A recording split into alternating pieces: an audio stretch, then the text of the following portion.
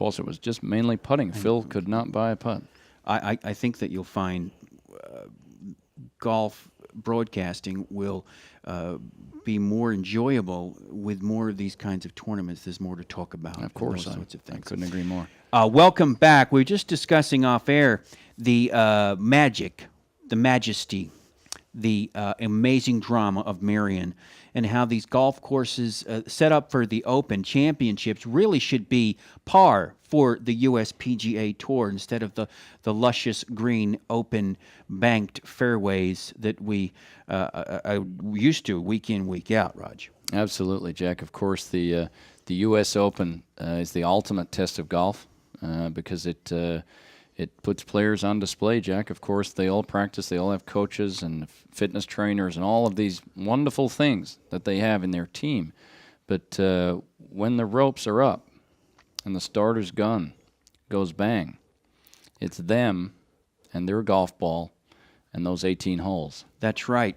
And we are watching. I got to say that it's not been properly documented, but I have to take some credit myself for this new dynamic in U.S. Open vitality.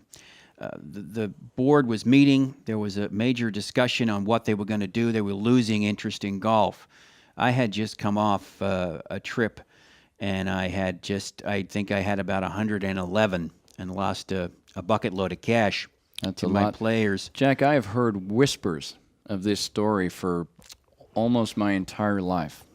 Now, is it fair to say that you're about to tell us something here? Well, the board were meeting, and they said, what are we going to do about the U.S. Open? I turned around and I said, well, why don't you make it hard? Oh, my. And a few heads turned around. There were some threats. Some jackets came off. There was a bit of argy-bargy, as they say, and a couple of people were in my face. I was in there. I was angry. It was hot. It was a tough day. But you know what? The truth came out. And I think that people are now getting what they wanted, and that is a real test of golf.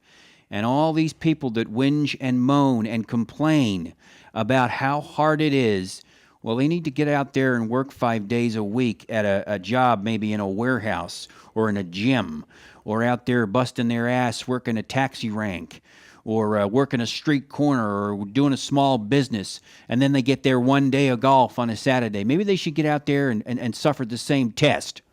Absolutely, Jack. I couldn't agree more. Makes me so angry. And a lot of the whinging, Jack, is coming from the bottom of the field.